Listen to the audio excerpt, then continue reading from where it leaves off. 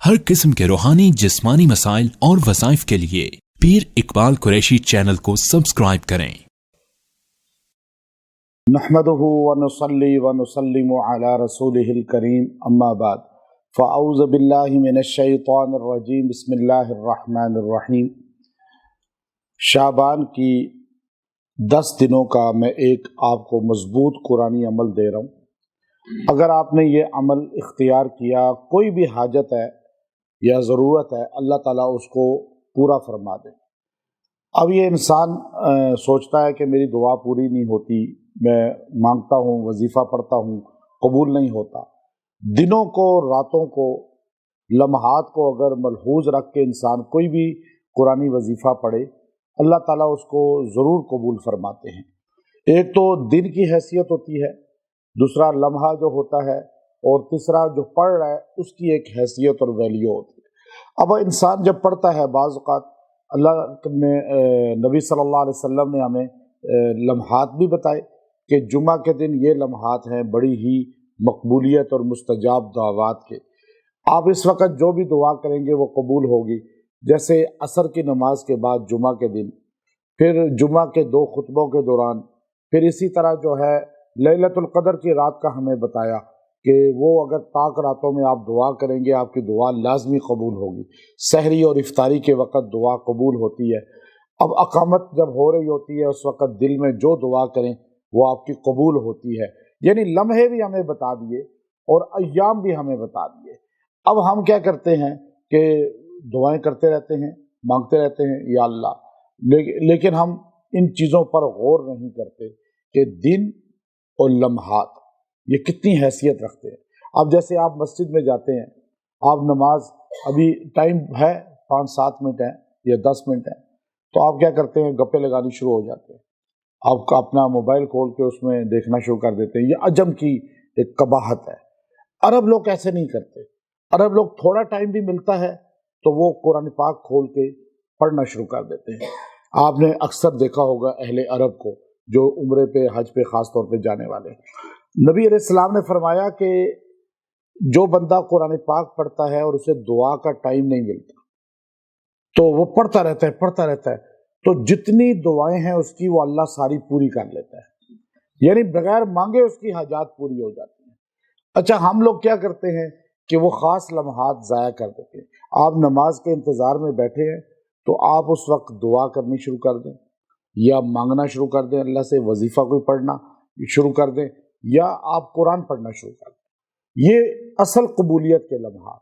ये जो शाबान है, इसमें अल्लाह ने दिन और रातें बड़ी ही बरकत वाली बनाई हैं। ये जो वजीफ़ा मैं आपको बता रहा हूँ, ये आप अगर 10 दिन पढ़ लें, 10 रातें या दिन, और आप कोई भी हाजत जहन में रख के पढ़ लें, आप अपने जहन में सोच लें, हर बंदे की मुराद, हाजत जुदा जुदा है। औरत अपने जहन में सोच रखती है, घर के अंदर रह रहे हैं, बीवी की कोई हाजत है, सोच है, मर्द की कोई ख्वाहिश और सोच है, बच्चों की अपनी अपनी ख्वाहिशात और सोच हैं। तो आप जहन में रख के 10 रातें पढ़ लें, दिन पढ़ लें, आपकी अल्लाह वो हाजत पूरी कर देगा। चाहे वो रिस्क से है, चाहे वो तरक्की से है या नौकरी से है, कारोबार से है, चाहे वो शादी के मामलात में है, औलाद के मामले में है, दुनिया की कोई हाजत होगी वो अल्लाह ताला आपकी पूरी फरमा देंगे। ये बहुत ही मुजर्रब लम्हात हैं, अय्याम हैं, और ख़ास तौर पे जो आयत करीमा आपको बता रहा हूँ वो भी इसके साथ एक मुताबिकत रखती है। चूँकि शाबान के साथ कुरान पाक का एक ताल्लुक़ है, और शाबान नबी सल्लल्लाहु अलैहि वसल्लम फरमाते थे मेरा महीना है, और ये महीना अपना कहकर आप इसमें इतनी कसरत के साथ रोज़े रखते थे, इतनी कसरत के साथ जो है वो आप तिलावत कुरान करते थे, नवाफिल पढ़ते थे। तो इसलिए आप अलैहिस्सलातु वस्सलाम को अगर रमज़ान के बाद किसी महीने में ज़्यादा इबादत और रोज़े रखते हुए देखा है, लगातार रोज़े, तो वो अय्याम ये हैं शाबान के। तो ये वजीफ़ा जो है कुरान पाक की आयत है, सूरह अल आराफ के अंदर है, आयत नंबर 196 है, 196 जो है 196 नंबर आयत है। अब उसमें अल्लाह ने फरमाया इन्ना वलिय्यल्लाहुल्लज़ी नज़्ज़लल किताब व हुवा यतवल्लस सालिहीन। अब इसमें जो है अल्लाह ताला ने اپنی دوستی کا ذکر کیا، اور آخر میں اللہ تعالیٰ نے کہا کہ میں کس کا دوست ہوتا ہوں، کس کی مدد کرتا ہوں۔ پہلے دوستی کا ذکر کیا شروع میں، اور آخر میں مدد کا ذکر کیا۔ اب آپ دیکھیے اللہ رب العزت دوست کس کا بنتا ہے، یہ اللہ تعالیٰ نے یہاں پہ فرمایا، اور اللہ کی دوستی اللہ والوں کو میسر آتی ہے، اور جو اللہ کا دوست بنتا ہے اللہ تعالیٰ اس کو دنیا میں ایک رتبہ دیتے ہیں جسے ہم ولی کہتے ہیں۔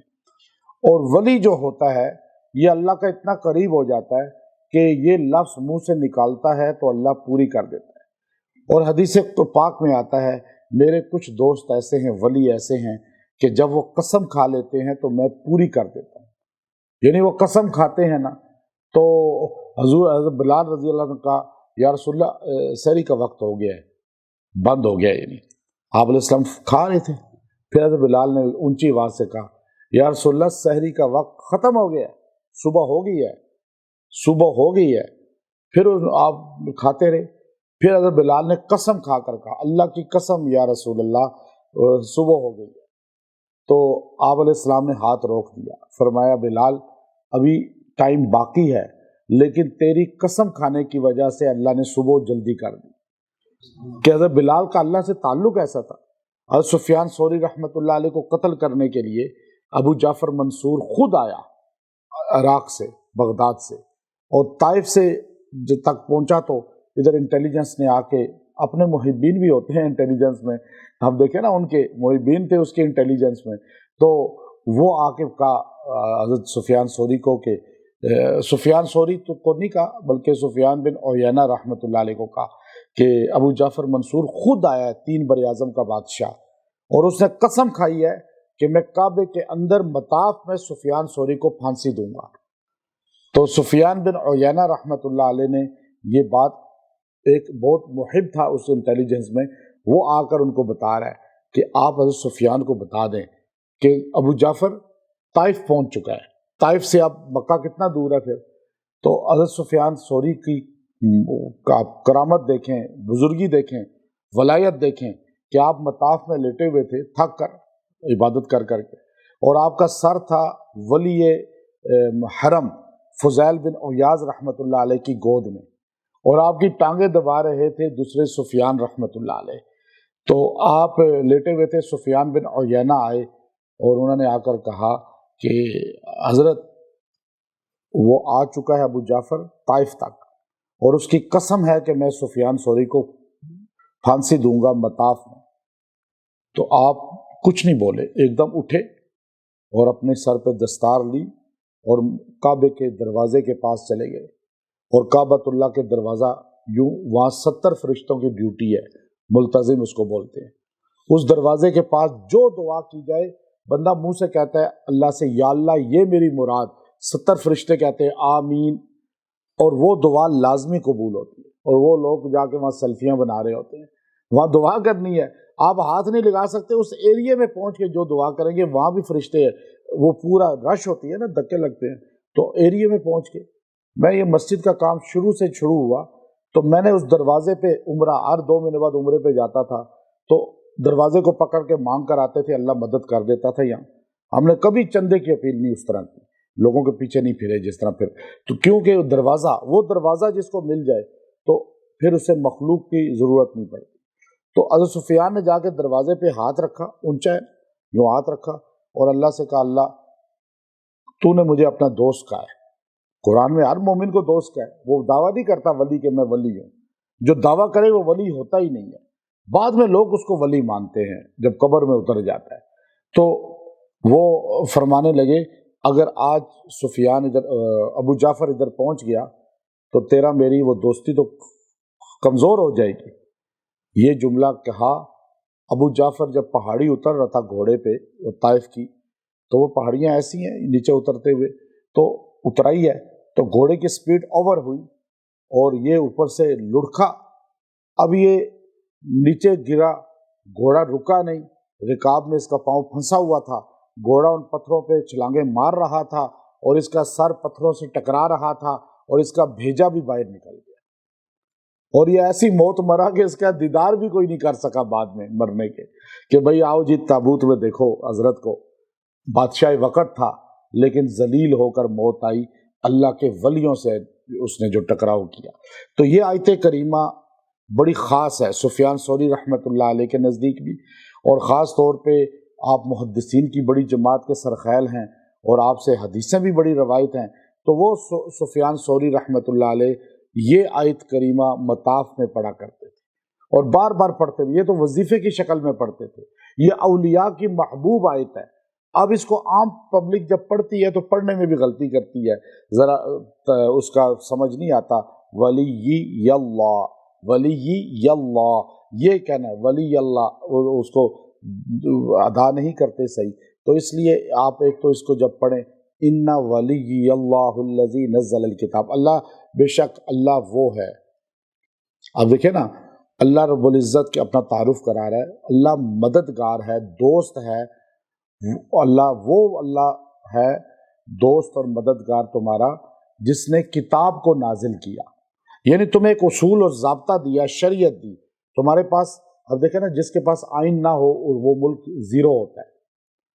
ہمارا ملک آئین ہو کر بھی خراب ہو رہا ہے، آئین ہمارا، اب ہمارے پاس آئین بنا کتنے سالوں بعد دیکھیے، تو 73 میں بنا، اور آج تک اس کا آگے پیچھے ہوتا رہتا ہے، کبھی ادھر سے اٹھا کے ادھر۔ یہ قرآن میں نہیں ہوتا، تو یہ اللہ کا کلام ہے، اس میں آگے پیچھے نہیں ہو سکتا۔ تو اللہ نے ہمیں ایک آئین دے دیا، یہ آئین ہے تمہارے پاس روز محشر تک، اس کے ساتھ جڑو گے تو یہ تمہیں عزت دے گا، اس سے ٹوٹو گے ذلیل ہو جاؤ گے۔ جو قرآن حکیم سے ٹوٹے ہیں وہ ذلیل ہوئے ہیں۔ تو اللہ نے یہاں کہا ان ولی اللہ الذی نزل الکتاب، اور فرمایا وہوا یتولی الصالحین، وہ ہے ہی مددگار کس کا؟ نیک لوگوں کا۔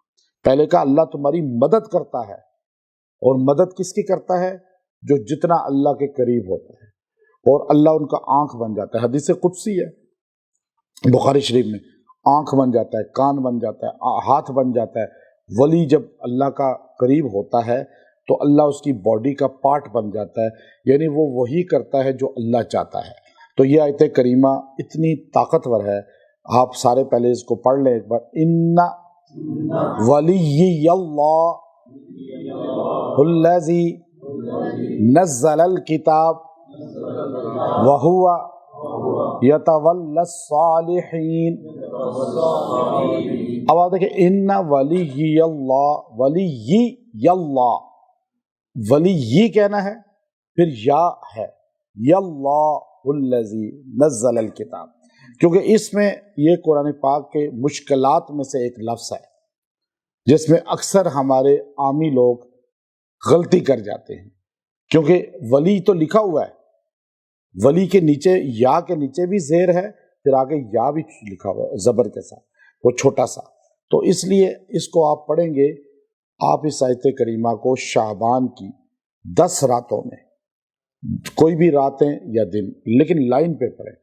اگر کسی کا لیٹ پتہ چلتا ہے تو کوئی عذر آ جاتا ہے، جیسے خواتین کو مہینوں کے ہوتے ہیں تو وہ بھی پڑھ سکتی ہیں، عذر میں بھی ان کو 2 پارٹ میں کر لیں، جیسے پوری آیت نہیں پڑھ سکتی ان دنوں میں، لیکن آپ ایک آیت کے 2 ٹکڑے کر کے پڑھ سکتی ہیں، جیسے ان ولی اللہ الذی نزل الکتاب وہو یتولی الصالحین۔ اب یہ 2 حصوں میں پڑھی تو ان دنوں میں پڑھ سکتے ہیں۔ تو اس طرح یہ پڑھ، اگر کسی کو لیٹ پتہ چلتا ہے وہ آگے کے دن بھی ملا سکتا ہے، لیکن جو ابھی آپ کے پاس دن ہیں بہت ہیں، آپ شروع کریں ان کو، جو حاجت ہے، جو ضرورت ہے آپ کی انشاءاللہ 10 دن میں اللہ تعالیٰ دکھائے گا کہ آپ کی ہر حاجت اللہ پوری فرمائے گا۔ جادو ہے، جنات ہے، رزق کی تنگی ہے، اولاد نہیں ہے، اولاد تنگ کرتی ہے، رزق نہیں ہے، شادیوں میں مسئلے ہیں، کوئی رکاوٹ آ گئی ہے، کوئی بھی مسئلہ ہے، آپ یہ آیت کریمہ 313 بار روز پڑھیں، اور 10 دن یا رات، دن کو شروع کریں، یہ دن کو بھی پڑھ سکتے ہیں، رات بھی پڑھ سکتے ہیں، دن رات کسی بھی لمحے پڑھیں۔ وقت ایک رکھنا آپ کے لیے ضروری نہیں ہے، اور جگہ ایک رکھنا ضروری نہیں ہے، لیکن بیٹھ کر یکسوئی سے پڑھنا ضروری ہے۔ یہ نہیں کہ گاڑی چلاتے ہوئے آدھی پڑھ لی، آدھی جو ہے پنکھوں کو دیکھتے ہوئے پڑھ لی، آدھی واک کرتے ہوئے پڑھ لی، ایسے نہیں۔ بیٹھے ایک جگہ، چاہے دن رات کسی بھی لمحے یکسوئی سے پڑھیں اور تصور کریں اللہ ان کی مدد کرتا ہے جو صالحین بنتے ہیں۔ تو صالحین تو کم سے کم نمازی تو ہو نا، نماز پڑھنے والا صالح ہوتا ہے، قرآن پڑھنے والا۔ تو اپنی نسبت جوڑیں، آپ یہ عمل کر کے دیکھیں، آپ کو انشاءاللہ 10 دن میں اپنی مراد پوری ہوتی ہوئی نظر نہیں آئے گی، ہو جائے گی انشاءاللہ۔ اور یہ آیت کریمہ اولیاء کے وظیفوں میں رہی ہے، بڑے بڑے اولیاء نے اس کو پڑھا ہے، اور ایسے ایسے وقتوں میں پڑھا ہے کہ خاص طور پہ یہ جو اس کے بعد جو ہے نا آیت جو ہے اس میں اللہ نے کہہ دیا کہ جو لوگ اللہ کے غیر کو پکارتے ہیں ان کا اللہ کے علاوہ کوئی مددگار نہیں ہے۔ پوری آگے کی آیتیں بھی پڑھیں تو آپ کو پتہ چلے گا اس میں کتنی طاقت ہے، اللہ ہمیں سمجھا رہا ہے۔ تو خاص طور پہ جو منگول یہ جو ہلاکو وغیرہ تھے، ان لوگوں کے مظالم میں اکثر اولیاء نے اس آیت کو اپنا وظیفہ بنایا اور اللہ نے ان کی جان بخشی کرائی ہے۔ وآخر دعوانا ان الحمد للہ رب العالمین۔